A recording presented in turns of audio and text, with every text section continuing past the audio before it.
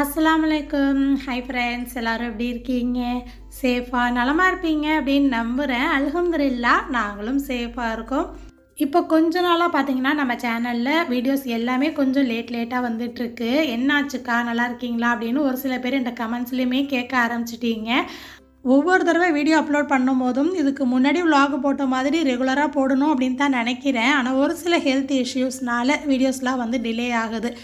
கண்டிப்பாக இதுக்கப்புறம் எப்போதும் போல் vlog போட ட்ரை பண்ணுறேன். எனக்கு சப்ஸ்கிரைப் பண்ணி என்னை எப்போதும் கமெண்ட் பண்ணி மோட்டிவேட் பண்ணுற உங்கள் எல்லாருக்குமே ரொம்ப பெரிய தேங்க்ஸ் சொல்லிக்கிறேன். உங்களுடைய சப்போர்ட்டை இதே மாதிரி எப்போதும் கொடுங்க. இன்றைக்கி வந்து மதியானத்துலேருந்து நைட் ரொட்டீன் பார்க்க போகிறோம். அதுக்கு முன்னாடி விடிய காலையில் அரிசி வந்து ஊற வச்ச இந்த வீடியோ கிளிப்ஸுமே நான் சேர்த்துருக்கேன். கிராசரி பொருள்லாம் செக் பண்ணி பார்ப்பேன் இல்லையா, அந்த மாதிரி பார்க்கும்போது ஒரு பெரிய பாக்ஸில் அந்த திணை அரிசியும் குதிரைவாளியும் கொஞ்சம் இருந்துச்சு. அதை ஊற வச்சு காலி பண்ணிடலாம் அப்படின்னு சொல்லிட்டு அதான் எடுத்திருக்கேன். சிறுதானியம் எடுத்தாலும் சரி, இட்லி அரிசியாக இருந்தாலும் இந்த ஒரு அளவு மட்டும் ஞாபகம் வச்சுக்கோங்க. 2 கப் அரிசி, 1/2 கப் உளுந்து, 1 டீஸ்பூன் வெந்தயம். நான் இன்றைக்கி திணை குதிரைவாளி ரெண்டுமே 1/2 கப் எடுத்திருக்கேன். 1 கப் ஆயிடுச்சு. 1 கப் இட்லி அரிசி, 1/2 கப் உளுந்து, ஒரு 1/2 டீஸ்பூன் அளவுக்கு வெந்தயம் சேர்த்து நல்லா கலஞ்சிட்டு ஊற வச்சுருக்கேன். கொஞ்ச நாளாக விலாக்லேயும் ஷார்ட்ஸ்லேயும் சரி இந்த குக்கரோட டீட்டெயில்ஸ் கெப்பாசிட்டிலாம் ஷேர் பண்ண சொல்லி கேட்டிருந்தீங்க. இது வந்து ப்ரெஸ்டீஜ் ஸ்வெச் மாடலில் 3 லிட்டர் கெப்பாசிட்டி உள்ளது. ஸோ எங்களுக்கு இந்த அளவு ரொம்பவே யூஸ் ஆகுது. அதிகமாக நான் இப்போ இதான் யூஸ் பண்ணிகிட்ருக்கேன். ஸ்டெயின்லெஸ் ஸ்டீல் குக்கர் தான். இந்த குக்கர் நான் ஆன்லைனில் வாங்கலை. என்னோடய விலாக்லாம் ரெகுலராக பார்க்குறீங்கன்னா தெரிஞ்சிருக்கும். நான் பெங்களூர் போயிருக்கும் போது ப்ரெஸ்டீஜ் ஃபேக்ட்ரியில் சின்ன கீரல் டேமேஜ் இருக்கிறதெல்லாம் 40% தள்ளுபடியில் கொடுப்பாங்க அப்படின்னு சொல்லியிருந்தேன் இல்லையா. அப்போ நான் போயிருக்கும் போது இந்த சைஸில் குக்கர் இல்லை. அதுக்கப்புறம் வாங்க சொல்லி போட சொல்லியிருந்தேன். அப்புறம் வந்துருந்துச்சு அப்படின்னு சொல்லி அண்ணன் ஒய்ஃப் தான் வாங்கி எனக்கு போட்டு விட்டுருந்தாங்க. ஆன்லைன்லேயும் சரி கடையிலையும் 2200 2400 ரேட் வரும். ஆனால் நாங்கள் வாங்கினது 1600 ரூபாய்க்கு வாங்கியிருந்தோம். இதே மாதிரி 5 லிட்டர் குக்கரும் அங்கேயே தான் வாங்க சொல்லியிருக்கேன். ஸோ அலுமினியத்துலேருந்து அப்படியே ஸ்டெயின்லெஸ் ஸ்டீல் மாறிடலாம் அப்படின்னு. ஸோ இன்றைக்கி வந்து பார்த்திங்கன்னா 1 கப் அளவுக்கு கருப்பு கொண்டக்கடலை, 1/2 கப் அளவுக்கு ராஜ்மா ரெண்டுமே வந்து சேர்த்து ஊற போட்டிருக்கேன். ராஜ்மா மட்டும் தனியாக செய்யும் போது டேஸ்ட்டு கொஞ்சம் டிஃப்ரெண்ட்டாக இருக்குது இல்லையா. வெள்ளை சன்னாவை விட வீட்டில் எல்லாருக்குமே கருப்பு கடலை ரொம்ப பிடிக்கும். அதனால் இப்போ ராஜ்மா கலந்து கொடுத்துட்றது. நான் விடிய காலையில் ஊற போட்டுட்டு சரியாக ஒரு 6 மணி நேரம் 10 மணிக்கு காலையில் வந்து அரைச்சி வச்சுட்டேன். இப்போ கொஞ்ச நாளாக டயர்டாக லேசியாக இருக்கிறதுனால கிரைண்டரில் பல்காக போட்டு ஆட்டாமல் இந்த மாதிரி அப்பப்போ மாற்றி ஒன்று செஞ்சுக்கிறது. ஆப்பம், உளுந்தடை இந்த மாதிரிலாம். ஸோ உப்பு, சோடாப்பு ரெண்டுமே தண்ணியில் கரைச்சி போட்டுட்டோம் அப்படின்னா அது அங்கங்கே திட்டாக இல்லாத மாதிரி இருக்கும். ஸோ அதையுமே அரைச்சி வச்சுட்டேன். அப்படியே ஒரு 10 நாளாக ஆச்சு நான் கிச்சனில் கை வச்சே. எட்டி பார்க்கும்போது ஒன்றும் தெரியல. கிட்ட கவனித்து பார்க்கும்போது அவ்வளோ தூசியாக இருந்துச்சு. அதுவும் நான் மாடுலார் கிச்சன் இல்லையா. ஸோ இப்போ ரமலான் நோன்பு வேறு கிட்ட வரப்போகுது. எப்படியும் நம்ம டீப் க்ளீனிங் பண்ணி தான் ஆகணும். அதுக்கு முன்னாடி லைட்டாக ஒரு டச்சப் மாதிரி பண்ணி விட்டுறலாம் அப்படின்னு சொல்லி எடுத்திருக்கேன்.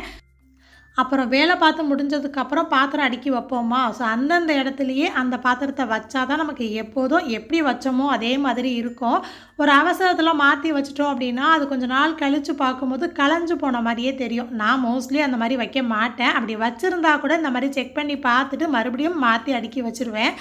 நான் வந்து மாடுலார், நான் மாடுலார் 2 கிச்சனுமே வந்து யூஸ் பண்ணி பார்த்துருக்கேன். எனக்கு என்னமோ மாடுலார் கிச்சனை விட நான் மாடுலார் கிச்சன் வந்து அடிக்கடி கொஞ்சம் க்ளீன் பண்ணுறது நம்ம பார்க்கும்போது தெரியுது இல்லையா எப்படி இருக்குது அப்படின்னு. ஸோ அந்த மாதிரி எனக்கு ஒரு ஃபீல் இருக்கும். நீங்கள் என்ன நினைக்கிறீங்க? எது வசதி, எது நல்லதுன்னு தோணுது அப்படிங்கிறதையும், உங்கள் வீட்டில் என்ன கிச்சன் இருக்குது அப்படிங்கிறத கண்டிப்பாக வந்து கமெண்ட் பண்ணி சொல்லுங்கள். இந்த ஷெல்ஃபுக்கு ஒட்டின ஸ்டிக்கரில் பின்னாடி பிரித்த பேப்பர் இருந்துச்சு இல்லையா. இப்போ அதை தான் வந்து ட்ரேக்கெலாம் மாற்றி போட்டுட்ருக்கேன். சரி கொஞ்சம் மட்டும் பண்ணலாம் அப்படின்னு கை வைக்கும்போது அடுத்தடுத்து பார்த்திங்கனாலும் நல்லா தூசியாக இருந்துச்சு. நல்லா டீப்பாக க்ளீன் பண்ணலை. ஏன்னா கொஞ்சம் நாளில் பண்ணித்தான் ஆகணும் அப்படின்னு ஃப்ரண்ட் சைடு மட்டும்தான் தட்டி விட்டேன். ஸோ இதோட வேலை முடிஞ்சிருச்சுப்பா அப்படின்னு நினைக்கும் போது இந்த சைடு க்ளீன் பண்ணும்போது தான் கொஞ்சம் திங்ஸாக சின்ன பாக்ஸ்லலாம் இருந்துச்சு. அது எல்லாத்தையுமே பெரிய பாக்ஸில் வச்சுட்டு இந்த பக்கம் தனியாக எடுத்து வச்சுருக்கேன். இதை நாளைக்கு வாஷ் பண்ணி வெயிலில் கவுத்து வைக்கலாம் அப்படின்னு. ஒரு வேலை முடிஞ்சிருச்சு அப்படின்னு வீட்டு வேலையை நினைக்கவே முடியாது போல். ஏதாவது ஒரு வேலை தொடர்ச்சியாக இருந்துக்கிட்டே தான் இருக்குது. அதே மாதிரி குப்பை எப்போதுமே ஒதுக்கியே வைக்க மாட்டேன். அதை கையோடு அள்ளிட்டா தான் எனக்கு நிம்மதியாக இருக்கும். கிச்சனில் இதே மாதிரி ஒரு லாங் மேட் போட்டுருவேன். இது வந்து எனக்கு எப்போதும் இருந்துக்கிட்டே இருக்கணும். ஸோ அதோட இந்த தட்டு பார்த்தேன். வேணாம் இன்னொரு நாள் ஃப்ரீயாக இருக்கும்போது பண்ணிக்கலாம் அப்படின்னு சொல்லிட்டு கொஞ்சம் வேலைலாம் இருந்துச்சு மற்ற வேலைலாம். ஏன்னா ஜீரகத்தூள்லாம் வந்து காலியாக இருந்துச்சு. ஜீரகம், மிளகுத்தூள் இது 2மே வந்து முழுசாக வாங்கி இந்த மாதிரி லேசாக ட்ரை ரோஸ்ட் பண்ணிவிட்டு தூள் பண்ணிக்கிறது. மற்ற மசாலா ஐட்டம்ஸ் எல்லாமே ஊர்லேருந்து கொண்டு வந்துடுவேன். ஆனால் எனக்கும் அம்மாவுக்கும் சரி ஏன்னு தெரியல, இந்த மாதிரி பல்காக ஜீரகமும் மிளகும் அரைச்சி வைக்கிறது பிடிக்காது. கொஞ்சம் கொஞ்சமாக 100 கிராம் 200ன்னு சொல்லி வாங்கி இந்த மாதிரி அப்பப்போ வறுத்து அரைச்சிக்கிறது. ஸோ அதோட ஃபில் பண்ணுற வேலைலாம் இருந்துச்சு அப்படின்னா அதையுமே முடிச்சுட்டேன். ஸோ இதெல்லாம் முடிக்கும் போதே ஈவினிங் டைம் வந்துருச்சு. பிள்ளைங்களுக்கு ஸ்நாக்ஸ் பண்ணிடலாம் அப்படின்னு சொல்லிட்டு நமக்கு எப்போதும் தெரிஞ்ச ரெசிபி, ஆனால் அதை எப்படி மாற்றி செய்யலாம் அப்படின்னு நான் சொல்லியிருக்கேன். வீட்டில் வந்து தண்டு கீரை இருக்குது இல்லையா, அதை வந்து தேங்காய் பால் ஊற்றி காய்ச்சினேன் அப்படின்னா கீரை ஜூஸ் அப்படின்னு சொல்லிட்டு பிள்ளைங்க விரும்பி சாப்பிட்றாங்க. ஆனால் அதுவே வதக்கும் போது அந்த அளவுக்கு சாப்பிட மாட்டேங்கிறாங்க. அதனால் கொஞ்சமாக மதியானம் வதக்கிட்டு மிச்சம் இருந்ததை எடுத்து வச்சுருந்தேன் பிள்ளைங்களுக்கு வந்து ஈவினிங் ஸ்நாக்ஸ் பண்ணலாம் அப்படின்னு. அதை லேசாக மிக்ஸி ஜாரில் நல்லா ஃபஸ்ட்டு அலசிட்டு அதுக்கப்புறம் தண்ணியெல்லாம் வடிய விட்டு அந்த பிழிஞ்சிட்டு மிக்ஸி ஜாரில் லேசாக பல்ஸில் விட்டு அரைக்கணும். ரொம்ப வந்து பேஸ்ட்டாலாம் அரைக்கக்கூடாது. நீங்கள் இல்லைனா பொடிசாக கூட கையில் கட் பண்ணி எடுத்துக்கலாம். நான் லேசாக பல்ஸில் விட்டு அரைச்சிருக்கேன். அப்புறம் முதல் நாள் செஞ்ச சோளம் ஸ்வீட் கார்ன் வந்து கொஞ்சம் இருந்துச்சு, அதையுமே வந்து பல்ஸ் மோடில் விட்டு அரைச்சிருக்கேன். முழுசாக சேர்த்தா பெருசு பெருசாக இருக்கிற மாதிரி இருக்கும். ஒரே ஒரு பல்லாரி வெங்காயம், நான் காரத்துக்கு சில்லி ஃப்ளேக்ஸ் சேர்த்துருக்கேன். பச்சை மிளகாய் இருந்தால் வேணும்னா கட் பண்ணி சேர்த்துக்கலாம். அப்புறம் மிக்ஸ் பண்ணும்போதே 1/2 டீஸ்பூன் ஓமம், 1/2 டீஸ்பூன் பெருஞ்சீரகம், சோம்பு 2மே சேர்த்துருந்தேன். ஆனால் அந்த வீடியோ கிளிப் வந்து மிஸ் ஆயிடுச்சு. கண்டிப்பாக சேர்த்துக்கோங்க. கொஞ்சம் கொத்தமல்லி இலை பொடிசாக நறுக்கிட்டு நான் வந்து கடலை மாவு தான் வாங்கிட்டு வர சொல்லியிருந்தேன். இவங்க பஜ்ஜி மிக்ஸ் வாங்கிட்டு வந்துட்டாங்க. இதை விட கடலை மாவு தான் ரொம்ப நல்லது. இது வந்து கொஞ்சம் ரேட்டும் நமக்கு அதிகம். இன்கேஸ் நீங்கள் கடலை மாவு போடுறீங்க அப்படின்னா நமக்கு பஜ்ஜிக்கு போடுவோம்ல, அதே மாதிரி மிளகாய்த்தூள், உப்பு, மஞ்சள் தூள், கொஞ்சம் பெருங்காயத்தூள் இது 4மே சேர்த்துக்கோங்க. நான் பஜ்ஜி மிக்ஸ் அப்படிங்கிறதுனால எதுவுமே சேர்க்காமல் மாவு மட்டும் சேர்த்துருக்கேன். கொஞ்சமாக தண்ணி தெளித்த மாதிரி சேர்த்துக்கணும், அதிகமாக சேர்க்கக்கூடாது. வெங்காயத்துலேயே தண்ணி விடும் இல்லையா, ஒரு பாதி இதை வடை மாதிரி தட்டி விட்டுட்டு மீதி கொஞ்சம் வந்து பக்கோடா மாதிரி போட்டிருந்தேன். நம்ம பொதுவாக போடுற மாதிரி வெங்காய பக்கோடா அந்த மாதிரியே போடாமல் சாப்பிடாத பொருளை பிள்ளைங்களை சாப்பிட வைக்கிறதுல தான் நமக்கு பெருமையே இருக்குது. ஸோ நான் அந்த மாதிரி தான் ஒவ்வொரு தடவையும் யோசிப்பேன். இப்போ வந்து பிள்ளைங்க கீரை சாப்பிடல அப்படின்னா கூட இந்த மாதிரி கொடுக்கும்போது கண்டிப்பாக சாப்பிட்ருவாங்க. கொஞ்சம் கூட வித்தியாசமே தெரியாது. ஸோ சிம்பிள் தான், நமக்கு சாப்பிட வைக்க ரொம்பலாம் யோசிக்கணும் அப்படின்னு அவசியம் இல்லை. வடையாக சுட்டதை விட இந்த மாதிரி பக்கடாவாக உதிர்த்து போட்டிருக்கேன் பாருங்கள், நல்ல மொறு மொறுன்னு இருக்கும். கீரை சேர்க்குறதுனால நீங்கள் கார்ன்ஃப்ளவரோ அரிசி மாவுலாம் சேர்க்கணும் அப்படின்னு அவசியமே இல்லை. எந்த கீரை கிடைச்சாலும் நீங்கள் எடுத்துக்கலாம். ஸோ இதுதான் சேர்க்கணும் அப்படின்லாம் இல்லை. ஸோ இது கூடவே வேறு ஏதாவது வெஜிடபிள்ஸ்லாம் சேர்க்கணும் அப்படின்னாலும் நீங்கள் சேர்த்துக்கலாம். சோம்புலாம் சேர்த்ததுனால நல்ல வாசமாக இருந்துச்சு. மசால் வடை, வாழைப்பூ வடை மாதிரி சிம்பிளான ரெசிபியாக இருந்தாலும் சாப்பிட்ற பொருளையே வச்சு செய்யாமல் எது சாப்பிட மாட்டாங்களோ அதை எப்படி சாப்பிட வைக்கிறதுன்னு பார்த்து செஞ்சு கொடுங்க. ரொம்ப நல்லா இருந்துச்சு. ட்ரை பண்ணி பார்த்தீங்கன்னா எனக்கு கமெண்ட் பண்ணி சொல்லுங்கள். பக்கோடா தான் நல்லா மொறு மொறுன்னு இருந்துச்சு கீரை சேர்த்ததுனால. சரி அதோட வந்து வெளியில் கிளம்பிடலாம் அப்படின்னு சொல்லிட்டு கிளம்பிட்டு இருந்தோம். இதுக்கு முன்னாடிலாம் ஆசிர் அர்ஷானுக்கெலாம் வந்து அந்த 3 வயசு வரையும் பார்த்திங்கன்னா வெளியில் போகிறோம் அப்படின்னா இந்த மாதிரி தண்ணி பாட்டில், அப்புறம் அவங்களுக்கு எக்ஸ்ட்ராவாக ஒரு dress, diaper, vibes, powder box இந்த மாதிரி எல்லாத்தையும் எடுத்து வச்சு பேக்கே அவ்வளோ வெயிட்டாக இருக்கும். இப்போது வந்து அந்த மாதிரி இல்லை. ஸோ அந்த பிஸ்கெட்டே வந்து எடுத்துகிட்டு போகிறேன், ஆனால் வந்து கேட்க மாட்டாங்க. என்றைக்கு எடுத்துகிட்டு போலியோ அன்றைக்கி தான் ஏதாவது இருக்கா அப்படின்னு கேட்பாங்க. ஆனாலும் பிள்ளைங்களை அழைச்சிட்டு போகிறதுனால எதுக்கும் இருக்கட்டும் அப்படின்னு வச்சுக்கிறது.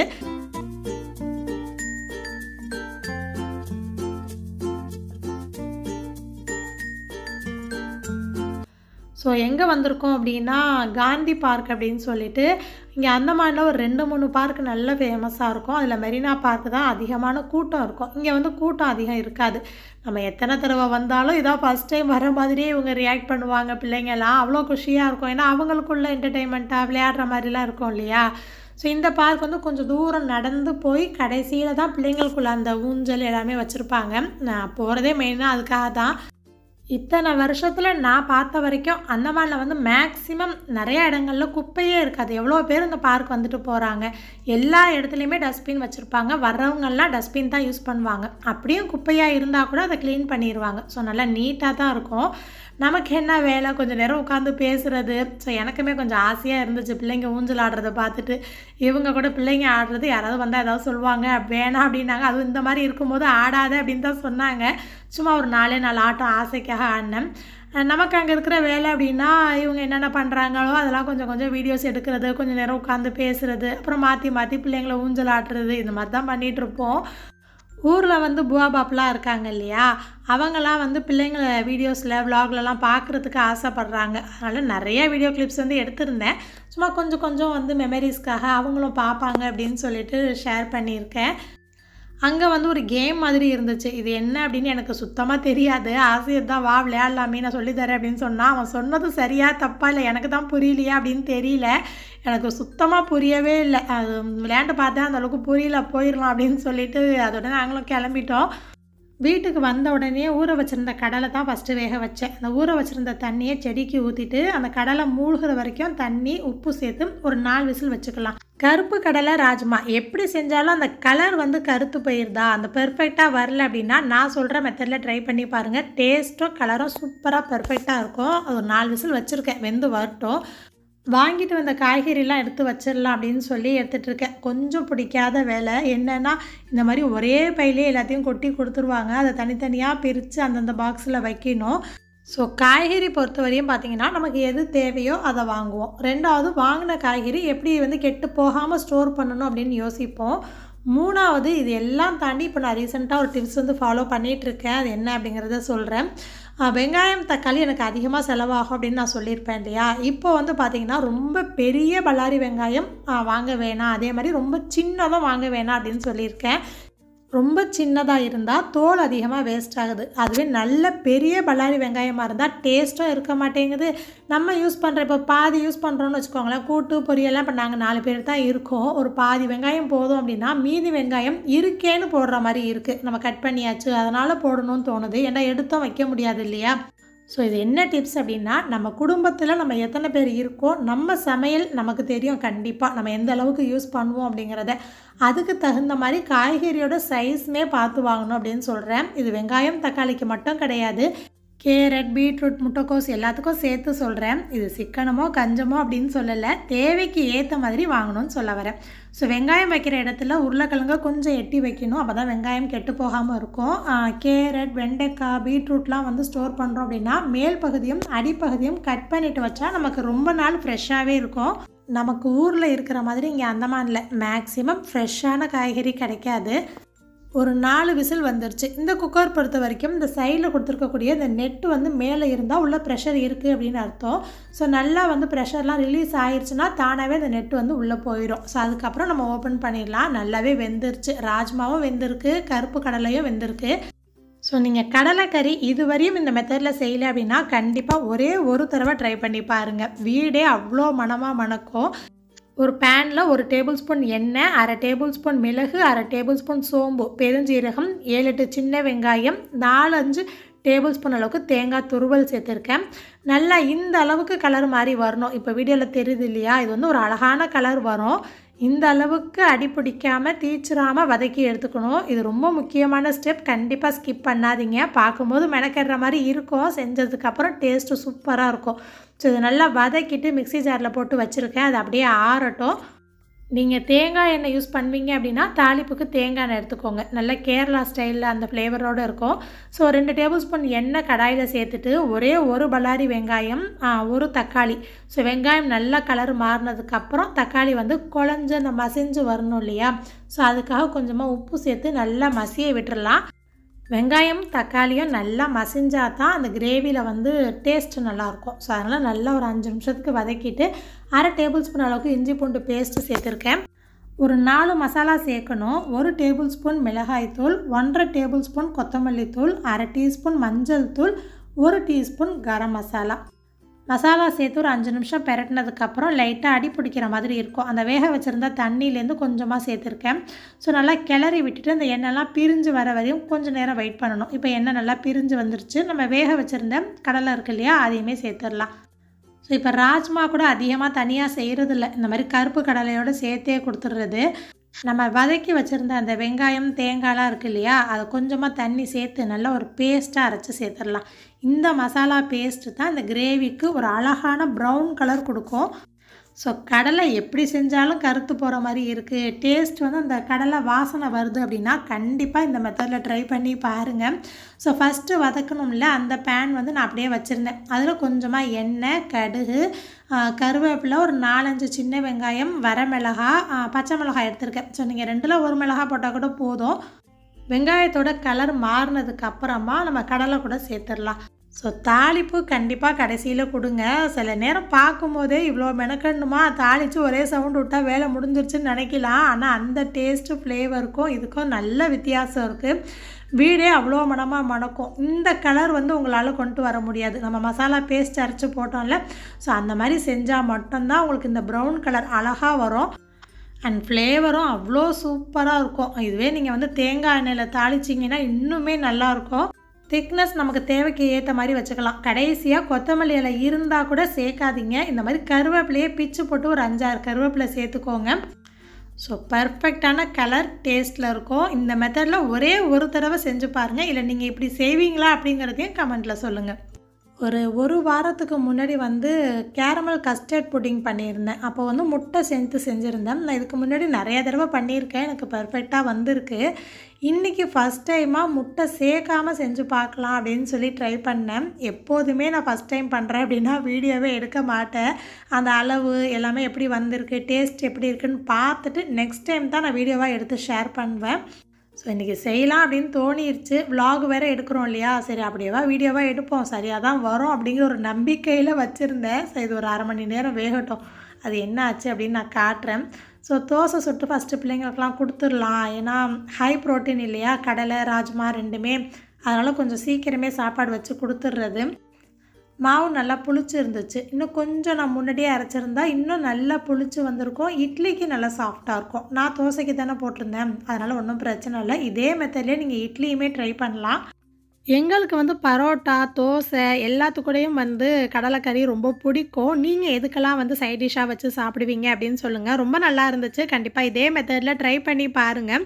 ஸோ அதோட புட்டிங் செட் ஆகிடுச்சா அப்படின்னு எடுத்து பார்த்தேன். கண்ணால் பார்க்குறது போய் அப்படிங்கிற மாதிரி பார்க்கும்போது அவ்வளோ கலர்ஃபுல்லாக சூப்பராக இருந்துச்சு. எவ்வளோ சாஃப்டாக இருக்குது அப்படின்னு பார்த்தாலே தெரியுது இல்லையா. ஆனால் உள்ளுக்குள்ளே கட் பண்ணி பார்க்கும்போது தான் உள்ளே செட் ஆகவே இல்லை. நான் இன்னும் கொஞ்சம் நேரம் கூட வச்சுருந்துருக்கலாம். சாப்பிட்டு பார்க்குறதுக்கும் அவ்வளோ சூப்பராக இருந்துச்சு. ஏன்னா எல்லாமே வெந்த பொருள் தான். அந்த ஃப்ளேவர், டேஸ்ட் எல்லாமே நல்ல ரிச்சாக க்ரீமியாக இருந்துச்சு. சரி இப்படியே போய் கொடுத்தா பிள்ளைங்க அவங்க கண்டிப்பாக சாப்பிட மாட்டாங்க. அதனால் நல்லா கொதிக்க வச்ச தண்ணி சேர்த்துருக்கேன். ஏன்னா நிறையா பால் பட்டர்லாம் சேர்த்ததுனால இன்னும் கொஞ்சம் பால் சேர்க்கலை. தண்ணி கொதிக்க வச்சு சேர்த்து நல்லா கிண்டிட்டு கேரமல் கஸ்டர்ட் கீராக மாற்றிட்டேன். இந்த மாதிரி ஒரு சில ரெசிபீஸ்லாம் நான் ட்ரை பண்ணும்போது கொஞ்சம் சொதப்பி இருக்குது. ஆனால் ஹஸ்பண்டும் சரி கிண்டல் பண்ணுவாங்க, நாங்கள் தான் பலிக்கடாவா, கேஸ் வேஸ்ட்டு, பொருள் வேஸ்ட்டு அப்படின்னு. ஆனால் ஒரு நாளும் திட்ட மாட்டாங்க, அடுத்த தடவை செய்யாத அப்படின்னு சொல்லவும் மாட்டாங்க. யூடியூப் அப்படின்னு கிடையாது. நம்ம எந்த முயற்சி எடுத்தாலும் நம்ம கூட ஃபேமிலி இருக்காங்க அப்படிங்கிற அந்த சின்ன சப்போர்ட் இருந்தால் போதும். மேலே மேலே ஏறி போகிறது தானாக ஆர்வம் வரும். ஸோ நம்மளை டிஸ்கரேஜ் பண்ணக்கூடாதுங்கிறத அவங்கள பார்த்து என் பையனுமே கற்றுக்கிட்டான். ஆனாலும் நான் இந்த மாதிரிலாம் ஏதாவது சொதப்பிட்டேன் அப்படின்னா அவ்வளோ சீக்கிரம் ஒத்துக்க மாட்டேன். கிழங்கு சரியில்லை, காய் சரியில்லை, மாவு சரியில்லை, இந்த மாதிரி ஏதாவது ஒரு ரீசன் சொல்லி ஆட்டையை கழிச்சு விட்டுருவேன். ஏதோ ஒரு தப்பு பண்ணியிருக்கோன்னு தெரியும், இருந்தாலும் அவ்வளோ சீக்கிரம் ஒத்துக்க முடியாது இல்லையா. ஸோ இந்த கீர் செம்ம சூப்பராக இருந்துச்சு. இந்த கஸ்டர்ட் கீர் கண்டிப்பாக நான் தனியாக ஒரு ரெசிபி ஷேர் பண்ணுறேன் உங்களுக்கு. கேரமெல்லாம் மிக்ஸ் பண்ணி விட்டதுனால ரொம்ப நல்லா இருக்குது. ஆனால் லைட்டாக திகட்டுது அப்படின்னு பையன் சொல்லியிருந்தான். ஆனாலும் எல்லாருமே குடிச்சு காலி பண்ணியாச்சு. ஸோ இந்த vlog இதோட முடியுது. என்ன நினைக்கிறீங்க அப்படின்னு கண்டிப்பாக கமெண்ட் பண்ணி என் கூட ஷேர் பண்ணுங்கள். வீடியோ ஃபுல்லாக பார்த்த உங்களுக்கு தேங்க்யூ. நான் பாயசம் வாங்க போகிறேன், டேஸ்ட் போகிறேன். பாயசமா அதை அப்படியே அடிச்சு போட்டு குடிச்சிடலாம். இன்னைக்கு நான் தான் ஃபஸ்ட்டு வாட்டி செஞ்சு ஃபெயிலியர் ஆகுது. செஞ்சிட்டோம்ல, செஞ்சுருக்கோம். அது இன்னைக்கு வீடியோ வேறு எடுத்திருக்கேன். வீடியோ வச்சு எடுக்காம இருந்திருக்கோம். சும்மா 2 முட்டை போட்டிருந்தாலும் நல்லா வந்திருக்கும். அப்படியே சாப்பிட்டுருக்கலாம். ஆனால் கொஞ்சம் டேஸ்ட் இன்னும் கொஞ்சம் நல்லா பர்ஃபெக்டாக வந்திருக்கும். கேக் மாதிரி வந்திருக்கும். வீடியோ தான் அந்த இதெல்லாம் கட் பண்ணிடுது. அதில் ஊற்றுவேன் மீ அந்த குலாப் ஜாமுன். சரி நான் தான் ஊற்றுவேன். நல்லா இருக்கடா, புட்டிங்காக இருந்தால் தெரியாது. இது அந்த கேரமெல்லாம் மிக்ஸ் ஆயிடுச்சுல்ல.